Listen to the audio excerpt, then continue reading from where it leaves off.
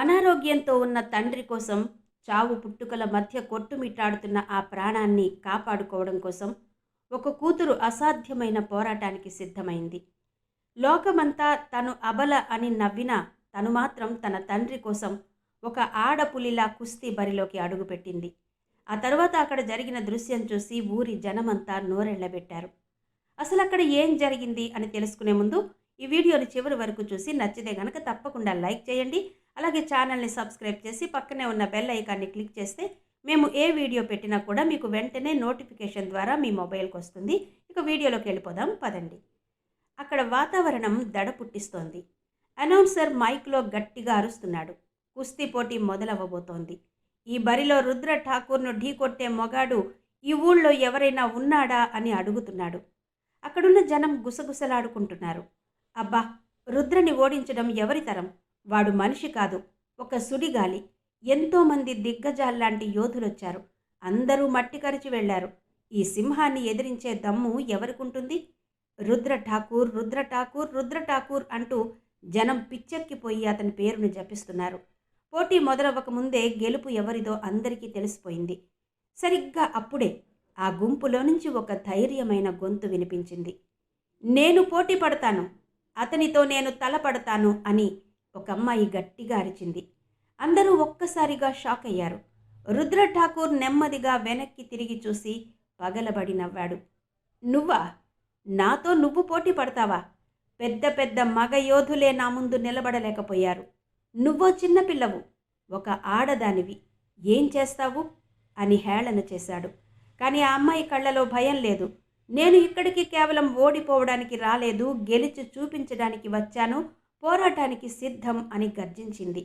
అప్పుడు రుద్ర కళ్ళు ఎర్రబడ్డాయి. సరే, నీకు అంత ధైర్యమే ఉంటే నాదొక షరతు. ఒకవేళ నువ్వు ఓడిపోతే జీవితాంతం నా కాళ్ల దగ్గర పడి ఉండాలి. నా ఇష్ట ప్రకారమే నువ్వు ఊపిరి పీల్చాలి అని క్రూరంగా నవ్వాడు. ఆమె ఏమాత్రం తడబడకుండా మంజూర్ అని చెప్పింది. కానీ నాదొక కండిషన్. ఒకవేళ నేను గెలిస్తే నాకు 1,00,00,000 రూపాయలు ఇవ్వాలి. అంతేకాదు, ఆడది ఎప్పుడూ బలహీనమైనది కాదని ఈ లోకానికి అందరి ముందు ఒప్పుకోవాలి అని సవాల్ విసురుతుంది.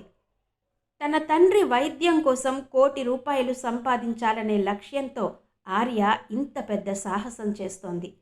అసలు ఆర్య రుద్ర ఠాకూర్ని ఎదిరించగలదా? ఈ అద్భుతమైన కథలో ముందుకు ఏం జరుగుతుందో తెలుసుకునే ముందు వీడియోని లైక్ చేసి ఇప్పుడే మన ఛానల్ని సబ్స్క్రైబ్ చేసుకోండి. అలాగే ఈ పోరాటంలో ఆర్య గెలవాలని మీరు కోరుకుంటున్నారా? అవును అయితే ఎస్ అని క్రింద కమెంట్ చేయండి. సమయం నెమ్మదిగా గడుస్తోంది. సూర్యుడు పసుపు రంగు నుంచి నారింజ రంగులోకి మారి ఆకాశం చివరి ఎర్రగా కనిపిస్తోంది. కుస్తీ బరిపైన పావురాలు రౌండ్లు వేస్తున్నాయి. అప్పుడే నీళ్లు చల్లిన ఆ మట్టిలో నుంచి ఒక రకమైన వాసన వస్తోంది. ఇది కేవలం మట్టి వాసన కాదు, గెలుపోటములను నిర్ణయించే వాసన. ఊరి జనమంతా అక్కడ ఊపిరి బిగబట్టి చూస్తున్నారు. చెట్ల మీద, మేడల మీద ఎక్కి మరీ గమనిస్తున్నారు. అందరి కళ్ళు ఆ బరి మధ్యలోనే ఉన్నాయి. అక్కడ 14 ఏళ్లుగా ఓటమి లేని యోధుడిగా నిలిచిన ఒక పేరు వినిపిస్తోంది. అదే రుద్ర ఠాకూర్. జిల్లా స్థాయి నుంచి రాష్ట్ర స్థాయి వరకు ఎక్కడ పోటీలు జరిగినా గెలుపు అతనిదే. అతను బరిలోకి వచ్చే స్టైలే వేరు. కళ్ళు నేరుగా, విశాలమైన భుజాలు, అజేయమైన నమ్మకం. వంగి మట్టిని తీసి ఛాతికి రాసుకుని నుదిటిన పెట్టుకున్నాడు.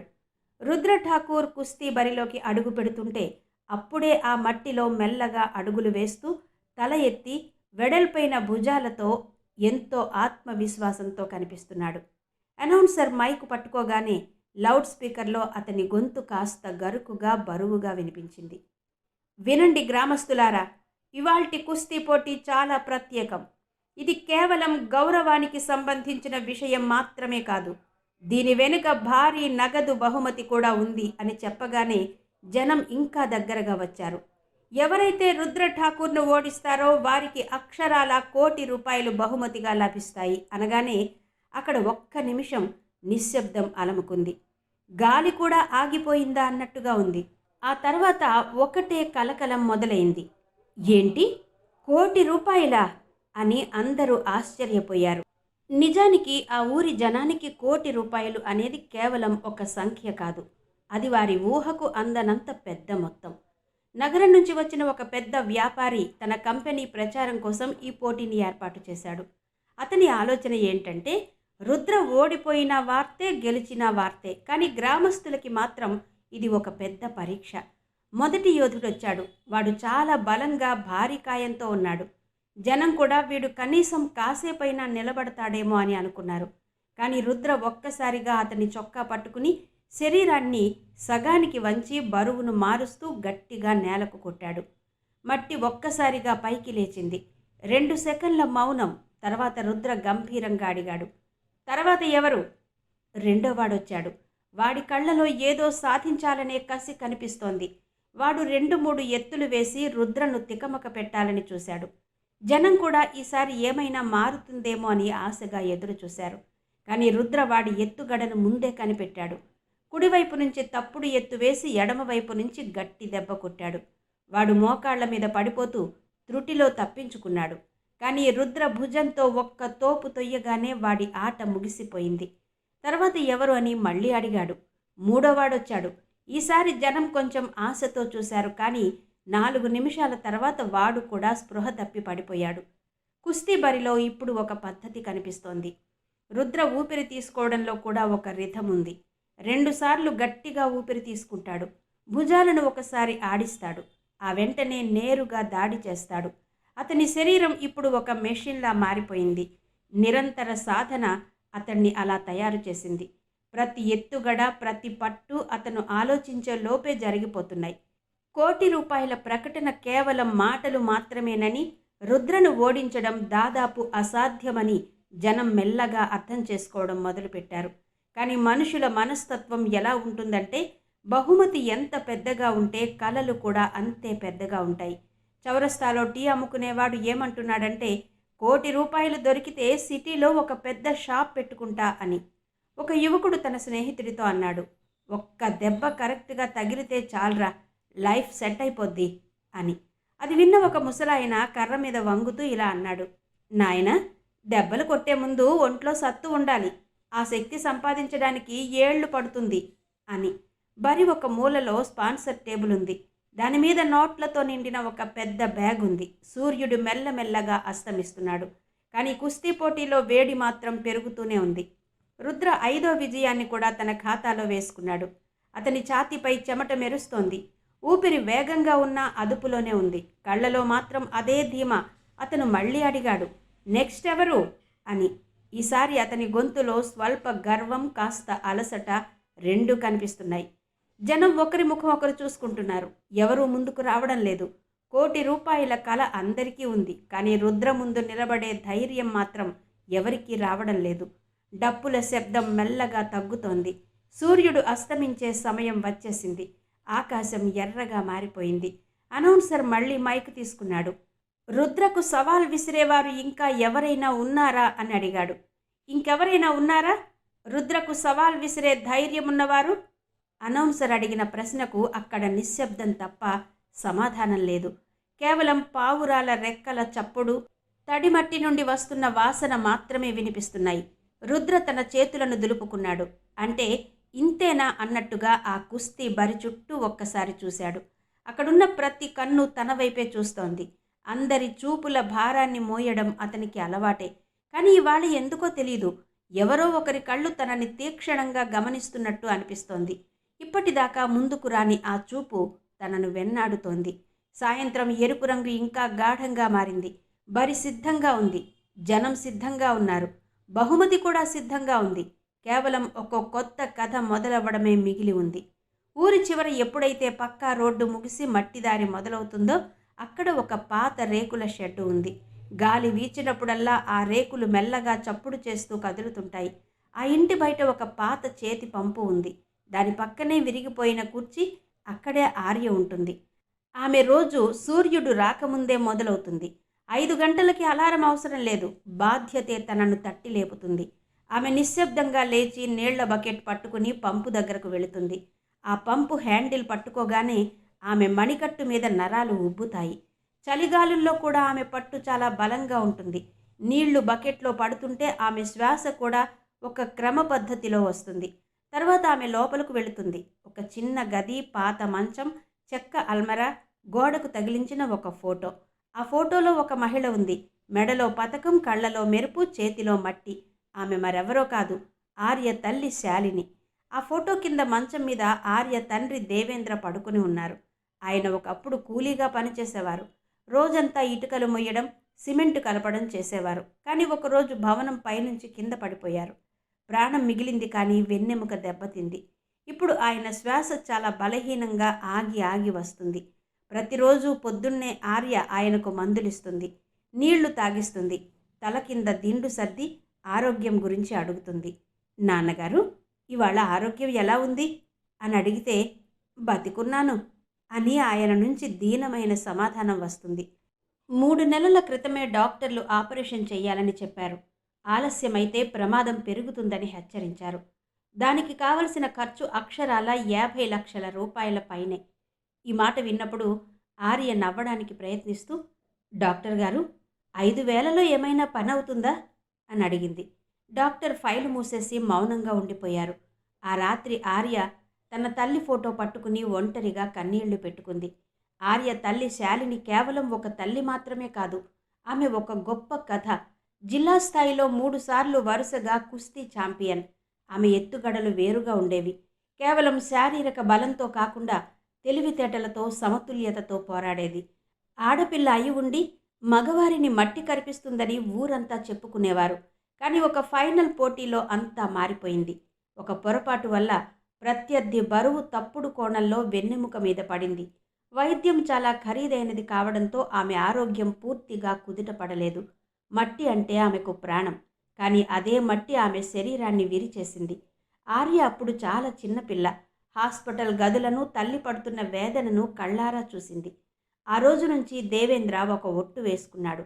తన కూతురు ఆర్య ఎట్టి పరిస్థితుల్లోనూ కుస్తీ బరిలో అడుగు పెట్టకూడదని. ఆర్య కూడా తండ్రి మాట కాదనలేదు. కానీ ఆమె అలవాట్లు మాత్రం దాగలేదు. పంపు దగ్గర నీళ్లు కొడుతున్నప్పుడు ఆమె ఒక చేత్తో బకెట్ ఎత్తిన తీరు ఆమె బలమైన శరీర తత్వాన్ని తెలియచేస్తుంది. మార్కెట్ నుండి బస్తాలు మోసుకొస్తున్నప్పుడు ఆమె అడుగులు మట్టిలో చాలా బలంగా పడేవి. ఆమె ఎక్కడా శిక్షణ తీసుకోలేదు. కానీ జీవితమే ఆమెకు రోజు పాఠాలు నేర్పింది.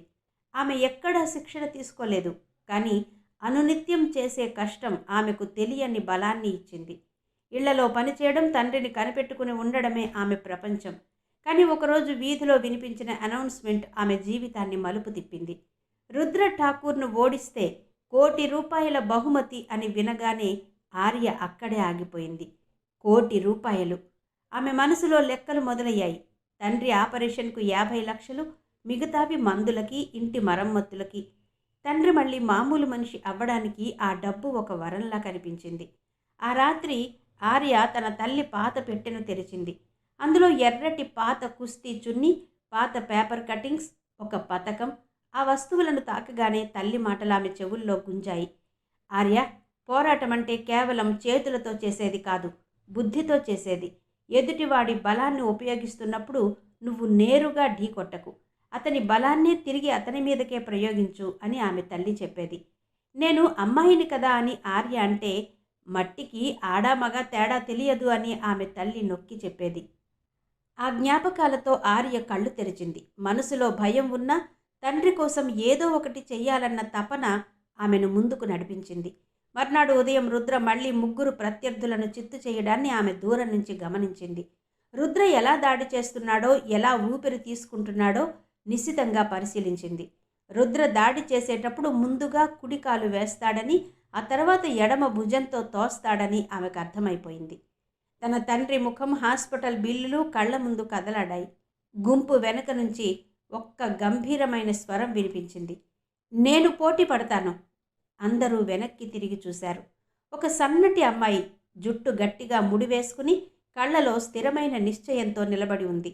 అఖారా మధ్యలో ఉన్న రుద్ర ఆమెను చూసి ఎవరో కావాలని జోక్ చేస్తున్నారని అనుకున్నాడు. చుట్టూ ఉన్న జనం నవ్వుతూ హేళన చేశారు. ఎవరో ఒకరు వెళ్ళి ఈ పిల్లను వాళ్ళ ఇంటి దగ్గర దింపండి అని అరిచారు. కానీ ఆర్య ఎవరి మాటలు వినిపించుకోలేదు. ఆమె అడుగులు తడబడకుండా నేరుగా కుస్తీ బరిలోకి పడ్డాయి. ఆమె భుజం మీద అదే పాత ఎర్రటి చున్నీ ఉంది. అనౌన్సర్ కళ్ళు చిన్నవి చేసి అడిగాడు, నీ పేరేంటి అని. ఆర్య అని బదులిచ్చింది. నీకు ఎక్కడైనా శిక్షణ ఉందా అని అడిగితే జీవితమే నాకు శిక్షణ ఇచ్చింది అని సమాధానమిచ్చింది. శిక్షణ ఎక్కడ తీసుకున్నావు అని అడిగితే జీవితమే నాకు పాఠాలు నేర్పింది అని ఆర్య చెప్పిన సమాధానానికి జనం మళ్ళీ నవ్వారు. అప్పుడు ఒక ముసలావిడ మెల్లగా అంది, ఆ పిల్ల చూడడానికి మన పాత ఛాంపియన్ శాలిల్లాగే ఉంది. ఆమె కూతురా ఏంటి అని. ఆ మాట గాలిలో మెల్లగా పాకిపోయింది. అక్కడున్న పెద్దలందరికీ పాత జ్ఞాపకాలు గుర్తొచ్చాయి. వాళ్ళు ఒక్కసారిగా రుద్రని మరోసారి ఆర్యని మార్చి మార్చి చూడసాగారు. రుద్ర నడుం మీద చేతులు పెట్టుకుని నిలబడ్డాడు. అతని ముఖంలో ఉన్న ఎగతాళి నవ్వు మెల్లగా మాయమైంది. ఇది కుస్తీ పోటీ, ఏదో నాటకం కాదు అని గంభీరంగా అన్నాడు. దానికి ఆర్య అంతే ధీటుగా బదులిచ్చింది, ఇది కుస్తీ పోటీ కాబట్టే నేనిక్కడికి వచ్చాను అని. ఆమె గొంతులో భయం లేదు, వణుకు లేదు, కొండంత నిబ్బరం ఉంది. అక్కడ పోటీని ఏర్పాటు చేసిన వ్యాపారి ఆసక్తిగా ముందుకు జరిగాడు. మీడియా వాళ్ళు వెంటనే కెమెరాలు ఆన్ చేశారు. ₹1,00,00,000 కోసం ఒక అమ్మాయి చేస్తున్న ఈ పోరాటం ఇప్పుడు పెద్ద వార్త కాబోతోంది. అనౌన్సర్ గొంతు కూడా ఇప్పుడు సీరియస్ అయిపోయింది. నీకు తెలుసు కదా ఆర్య, ఒక్కసారి పోటీ మొదలైన తర్వాత వెనక్కి తగ్గడానికి వీల్లేదు అని హెచ్చరించాడు. నేనిక్కడికి వచ్చింది వెనక్కి తగ్గడానికి కాదు అని ఆమె తెగేసి చెప్పింది. దాంతో అక్కడ జనాల ఆలోచనలు మారడం మొదలయ్యాయి. మొదట ఏదో తమాషా కోసం చూసిన వాళ్ల కళ్ళలో ఇప్పుడు ఉత్కంఠ కనిపించింది. ఈ అమ్మాయి ఎంతసేపు నిలబడుతుందో చూద్దాం, 2 నిమిషాలు కూడా తట్టుకోలేదు అని అంటుంటే మరికొందరు యువతులు మాత్రం ఆసక్తిగా ముందుకొచ్చి నిలబడ్డారు. రుద్ర మెల్లగా ఆర్య ముందుకొచ్చి నిలబడ్డాడు. అతను చాలా ఎత్తుగా వెడల్పైన ఛాతీతో, చేతుల మీద ఉబికిన నరాలతో భయంకరంగా ఉన్నాడు. ఇప్పటికైనా మించిపోయింది లేదు, నీ పేరు వెనక్కి తీసుకో అని మెల్లగా హెచ్చరించాడు. అది బెదిరింపు కంటే కూడా తన పేరు ఎక్కడ పాడవుతుందో అన్న భయంలా ఉంది. ఆర్య అతని కళ్ళలోకి నేరుగా చూసింది. ఈ ఆఖరి అవకాశం నాకు కాదు రుద్రగారు, అది మీకే అని బదులిచ్చింది. నన్ను తక్కువ అంచనా వేయకండి అని గట్టిగా చెప్పింది. ఆ మాటకి జనాల నుంచి ఒక్కసారిగా కేకలు వినిపించాయి. రుద్రకు ఇలాంటి సమాధానం ఇక్కడే కాదు, ఎక్కడా ఎవ్వరూ ఇవ్వలేదు. అనౌన్సర్ ఇద్దరూ సిద్ధమని సిగ్నల్ ఇచ్చాడు. రుద్ర తన మెడను తిప్పుతూ కండరాలను ఒక్కసారి సడలించాడు. గట్టిగా ఊపిరి పీల్చుకున్నాడు. ఆర్య కిందకు వంగి మట్టిని తీసి నుదుటిన పెట్టుకుంది. తన ఎర్రటి చున్నీని నడుముకు గట్టిగా బిగించుకుంది. పోటీ మొదలైంది. డప్పులు ఒక్కసారిగా మోగాయి. రుద్ర అస్సలు సమయం వృధా చేయలేదు. మొదటి నుంచే తన పట్టు నిలపాలని నేరుగా ముందుకొచ్చాడు. ఆర్య ముందుగానే ఊహించినట్టుగా అతని కుడికాలు ముందుకు వేసి ఎడమ భుజంతో తొయ్యబోయాడు. ఆర్య వెంటనే కిందకు వంగి పక్కకు తప్పుకుంది. రుద్ర పట్టు ఆమె భుజం మీద నుంచి జారిపోయింది. అది చూసిన జనం ఒక్కసారిగా ఆశ్చర్యపోయారు. రుద్ర ఒక్క క్షణం ఆగి మళ్లీ దాడి చేశాడు. ఈసారి ఆర్య నడుమును గట్టిగా పట్టుకుని గాల్లోకి ఎత్తాడు. ఈ పరిస్థితిలో క్రింద పడకుండా తప్పించుకోవడం చాలా కష్టం. అంతే, దడాల్మని ఆర్య నేల మీద పడింది. మట్టి ఒక్కసారిగా పైకి లేచింది. జనం ఒక్కసారిగా అరిచారు. ఇక ఆట ముగిసిపోయింది అనుకున్నారు. రుద్ర ఆమె పక్కనే నిలబడి గర్వంగా చూస్తున్నాడు. ఆర్య కళ్ళు మూసుకుంది. జనం మళ్ళీ పాత మాటలే మొదలుపెట్టారు. ఏదో ఆడపిల్ల అంటే ఇలాగే ఉంటుంది, తమాషా అయిపోయింది కదా అని. కానీ సరిగ్గా అప్పుడే ఆర్య చేతులు మట్టిని గట్టిగా పట్టుకుని కదలడం మొదలయ్యాయి. అది చూసి ఒక ముసలాయన అన్నాడు, ఇంకా ఆట అయిపోలేదు అని. రుద్ర కూడా గమనించాడు. ఈ అమ్మాయి కేవలం పోటీ కోసం రాలేదు, ఇక్కడ నిలబడడానికి వచ్చింది అని. అఖారాలో వాతావరణం ఒక్కసారిగా మారిపోయింది. ఆర్య మెల్లమెల్లగా మోకాళ్ల మీదకు వచ్చింది. ఆమె ఊపిరి బరువుగా మారింది. ప్రతి శ్వాసతో ఛాతీలో మంట పుడుతున్నట్టుగా ఉంది. వీపుకు మట్టి అంటుకుపోయింది. అది తడిగా చల్లగా ఉన్న ఆమె శరీరం మాత్రం సెగలు కక్కుతోంది. ఒక అడుగు వెనక్కి వేసి ఆమె కోలుకునే సమయం ఇచ్చాడు. అది దయతో ఇచ్చింది కాదు, తన మీద తనకున్న నమ్మకంతో ఇచ్చింది. లే, ఇప్పుడే కదా అసలైన ఆట మొదలైంది అన్నాడు నిబ్బరంగా. ఆర్య ఎలాగో లేచి నిలబడింది. కాళ్ళు కొంచెం వణుకుతున్నా ఆమె చూపు మాత్రం నేరుగా రుద్ర కళ్ళలోకి ఉంది. ఇద్దరూ ఒకరి చుట్టూ ఒకరు తిరగడం మొదలుపెట్టారు. ఈసారి రుద్ర తన వేగాన్ని తగ్గించాడు. ఆర్య నిలబడే తీరుని, ఆమె మెడవాల్చిన కోణాన్ని, ఆమె శ్వాస వేగాన్ని గమనిస్తున్నాడు. ఆర్య కూడా తక్కువ తినలేదు. రుద్ర ఎప్పుడు ఊపిరి వదులుతున్నాడో గమనించింది. అతను గాలి వదిలే క్షణంలో ఎడమ భుజం కొంచెం వంగుతోందని, కుడికాలు మీద ఎక్కువ బరువు పడుతోందని ఆమె కనిపెట్టింది. రుద్ర శరీరం చాలా బరువుగా బలంగా ఉంది. అతని పట్టు ఇనుప గొలుసులా ఉంటుంది. కానీ ఆర్య శరీరం చాలా తేలిక, బలం కూడా తక్కువే. డప్పుల శబ్దం ఆగింది. చుట్టూ జనం కూడా నిశ్శబ్దంగా చూస్తున్నారు. అకస్మాత్తుగా రుద్ర 2 చేతులతో ఆర్య మెడ వెనక్కి పట్టుకుని బిగించాడు. బరువంతా పైనుంచి కిందకు నొక్కాడు. దాంతో ఆర్య కాళ్ళు మట్టిలో జరిగిపోయాయి. నడుము వెనక్కి వంగిపోయింది. ఆర్య తప్పించుకోవడానికి రుద్ర చేతులను పట్టుకుని నెట్టడానికి ప్రయత్నించింది. కానీ రుద్ర బలాన్ని తట్టుకోవడం ఆమె వల్ల కాలేదు. అతను కాలుతో ఒక్క తోపు తొయ్యగానే ఆర్య మళ్ళీ మట్టిలో పడింది. ఈసారి ఆమె చేతులు నేలకు రాసుకుపోయి రక్తం చిందింది. అది చూసి జనం మళ్ళీ కేకలు వేశారు. కొందరు యువకులు ఈలలు వేస్తుంటే ఆడవాళ్లు మాత్రం మౌనంగా ఉండిపోయారు. రుద్ర వెంటనే ఆమెను తన అదుపులోకి తీసుకున్నాడు. ఆమె మీద సగం వరకు వాలిపోయి ఒక మోకాలితో నడుమును నొక్కిపెట్టి కాలి కీలును పట్టుకున్నాడు. ఆట ముగించేయి అని ఎవరో అరిచారు. రుద్ర ఆమె దగ్గరకు వంగి చిన్న సైగ చేయి, నేను వదిలేస్తాను అన్నాడు మెల్లగా. ఆర్య ముఖం మట్టిలో కూరుకుపోయింది. ఊపిరి తీసుకోవడం కష్టంగా మారింది. ఆమె వేళ్లతో మట్టిని గట్టిగా పిసికింది. గోళ్లలోకి మట్టి వెళుతుంటే ఆమె కళ్ళ ముందు ఒక దృశ్యం మెరిసింది. హాస్పిటల్ గది, ఆక్సిజన్ మాస్క్ పెట్టుకున్న తన తండ్రి, డాక్టర్ల హెచ్చరిక అన్నీ గుర్తొచ్చాయి. రుద్ర ఇంకాస్త బలం పెంచాడు. ఆర్యకు అర్థమైంది, నేరుగా బలంతో ఇతన్ని ఎదుర్కోవడం అసాధ్యం అని. వెంటనే ఆమె తన శరీరాన్ని ఒక్కసారిగా వదిలేసింది. ఆమె ఓడిపోయింది అనుకుని రుద్ర తన పట్టును కొంచెం సడలించాడు. సరిగ్గా ఆ ఒక్క సెకనులో ఆర్య తన నడుమును ఒక్కసారిగా విదిలించింది. కుడి తుంటిని పక్కకు జరిపి ఎడమ కాలును రుద్ర మోకాలి వెనుక ఇరికించి శరీరాన్ని తిప్పింది. అంతే, ఇద్దరూ తిరగబడ్డారు. రుద్ర మోకాళ్ల మీదకు పడిపోయాడు. జనం ఒక్కసారిగా అరిచారు. రుద్ర ముఖంలో మొదటిసారి ఆశ్చర్యం కనిపించింది. అతను వెంటనే లేచి నిలబడ్డాడు. అతని కళ్ళలో ఇప్పుడు కొంచెం కోపం కనిపిస్తోంది. బాగానే తెలివితేటలు వాడుతున్నావు అని మెల్లగా అన్నాడు. ఆర్య ఊపిరి వేగంగా ఉన్నా ఏమీ బదులివ్వలేదు. ఇద్దరూ మళ్ళీ ఎదురెదురుగా నిలబడ్డారు. ఈసారి రుద్ర ఏమాత్రం ఆలస్యం చేయకుండా పూర్తి బలంతో దాడి చేశాడు. ఆమె 2 కాళ్లను పట్టుకుని గాలిలోకి ఎత్తి మరీ నేలకేసి కొట్టాడు.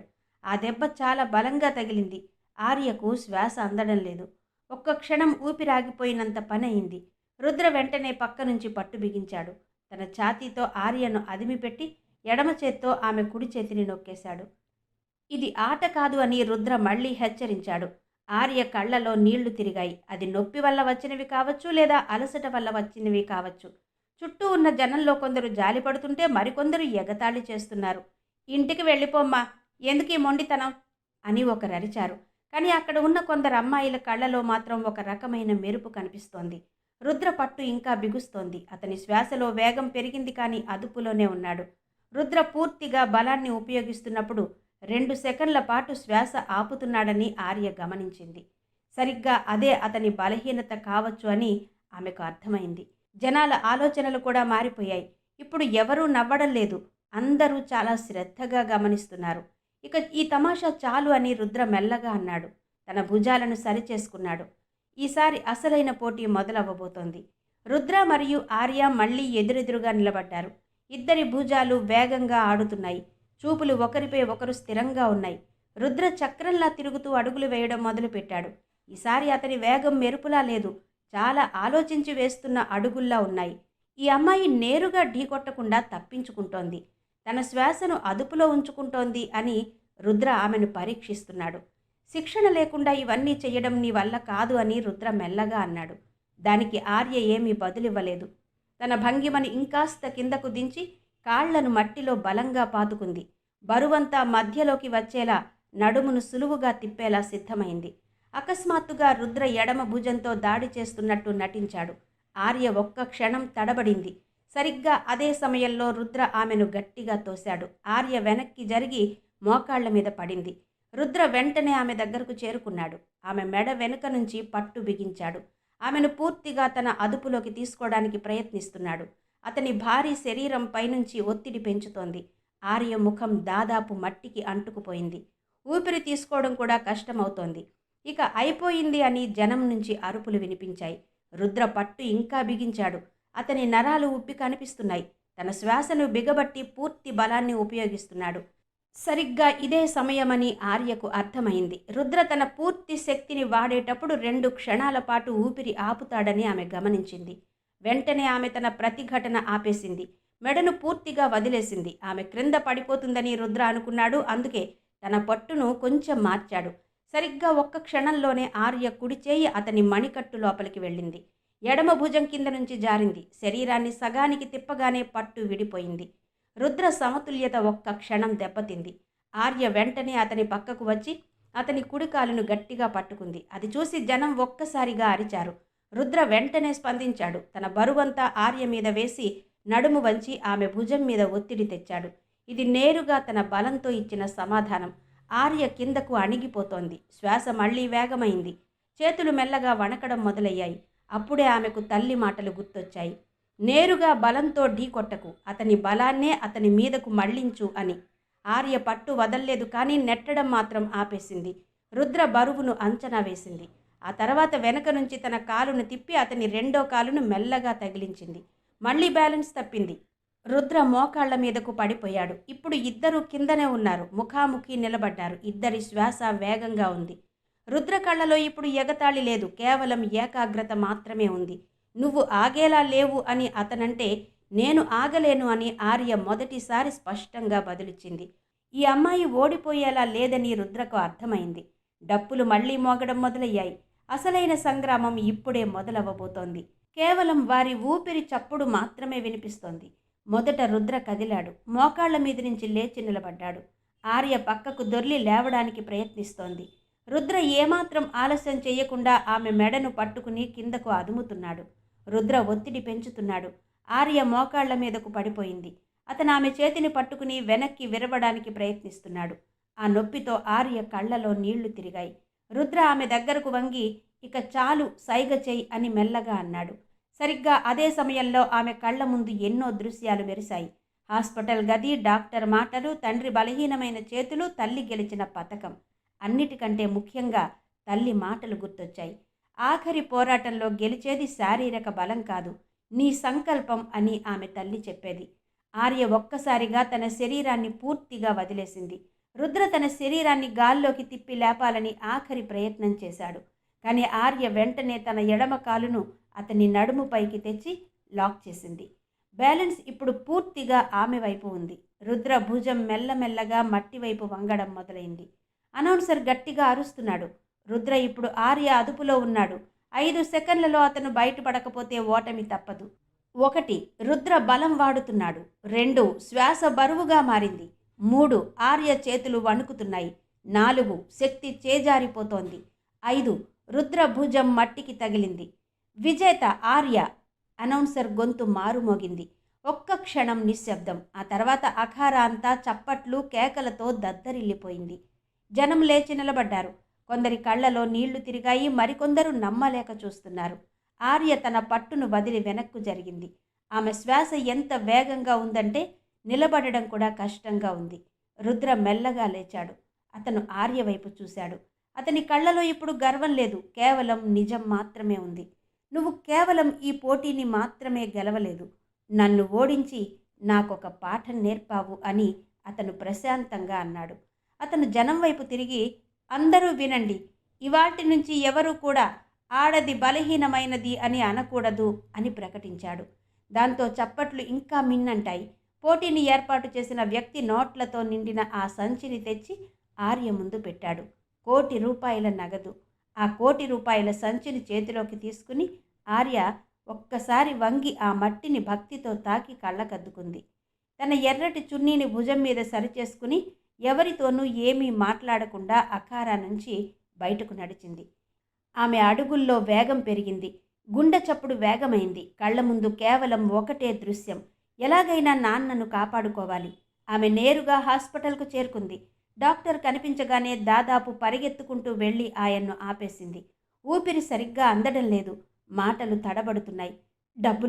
డబ్బులు సర్దుబాటయ్యాయి డాక్టర్ గారు, ఎలాగైనా నా తండ్రిని కాపాడండి అని వేడుకుంది. ఆర్య కళ్ళలోకి చూసిన డాక్టర్కు ఒక్క విషయం అర్థమైంది. ఈ అమ్మాయి ఇప్పుడే ఏదో పెద్ద యుద్ధం గెలిచి ఇక్కడికి వచ్చిందని. వెంటనే చికిత్స మొదలైంది. గంటలు గడుస్తున్నాయి. ఆర్య బయట బెంచ్ మీద కూర్చుని ఉంది. చేతులు జోడించి కళ్ళు మూసుకుని మౌనంగా ప్రార్థిస్తోంది. అప్పుడప్పుడు తన తల్లిని తలుచుకుంటోంది. భయపడకు ఆర్య, నువ్వు గెలిచావు అని తన తల్లి పక్కనే కూర్చుని ధైర్యం చెబుతున్నట్టు ఆమె కనిపించింది. కొన్ని గంటల తర్వాత డాక్టర్ బయటకొచ్చారు. ఆర్య వెంటనే లేచి నిలబడింది. ఆమె కాళ్ళు వణుకుతున్నాయి. డాక్టర్ చిన్న నవ్వుతో, ఇక ప్రమాదం తప్పింది ఆర్య, పూర్తిగా కోలుకోవడానికి కొంచెం సమయం పడుతుంది, కానీ ఆయన ఖచ్చితంగా బాగుంటారు అని చెప్పారు. ఆ మాట వినగానే ఆర్య కళ్ళ నుంచి ఆనంద బాష్పాలు రాలాయి. అది ఉపశమనంతో కూడిన శ్వాస. కొన్ని రోజుల తర్వాత తండ్రికి స్పృహ వచ్చింది. ఆయన మెల్లగా ఆర్య చేతిని పట్టుకున్నారు. ఆర్య నాన్న దగ్గరకు వంగింది, కానీ ఏమీ మాట్లాడలేకపోయింది. ఆయన బలహీనమైన గొంతుతో, "నువ్వు సరిగ్గా మీ అమ్మలాగే చాలా బలవంతురాలివి తల్లి" అని మెచ్చుకున్నాడు. రోజులు మారుతున్నాయి. తండ్రి ఆరోగ్యం మెల్లగా కుదుట పడుతోంది. మందులు బాగా పనిచేస్తున్నాయి. ఆ తర్వాత ఆర్య మళ్ళీ ఎప్పుడూ చిన్న చిన్న పనులు చేస్తూ కాలం గడపలేదు. ఇప్పుడు ఊరి జనమే ఆమె దగ్గరకు రావడం మొదలుపెట్టారు. కొందరు అమ్మాయిలు భయం భయంగా వచ్చి, "అక్క, మేం కూడా కుస్తీ నేర్చుకోవచ్చా?" అని అడిగేవారు. ఆర్య కేవలం చిన్న నవ్వు నవ్వేది. ప్రతిరోజు ఆమె కుస్తీ బరిలోని మట్టిని తాకి కళ్ళకద్దుకునేది. ఆమెకు ఈ విజయం కేవలం ఒక బహుమతి మాత్రమే కాదు, తనపై తనకున్న నమ్మకం సాధించిన విజయం. తనను బలహీనమైనది అని అన్న ప్రతి గొంతుకకు ఇచ్చిన గట్టి సమాధానం ఈ గెలుపు. ఆమె ఎప్పుడు ఆ మట్టిని తాకినా తన తల్లి మాటలు చెవుల్లో గుంజేవారు. "అసలైన శక్తి శరీరంలో ఉండదు ఆర్య, నీ గుండె ధైర్యంలో ఉంటుంది" అని. మిత్రులారా, ఒక కూతురు తన తండ్రి కోసం చేసిన ఈ పోరాటం మీకు నచ్చినట్టయితే మీ అభిప్రాయాన్ని తప్పకుండా తెలియజేయండి. అలాగే ఈ వీడియోను లైక్ చేసి మన ఛానల్ను సబ్స్క్రైబ్ చేయడం మర్చిపోవద్దు. ధన్యవాదాలు.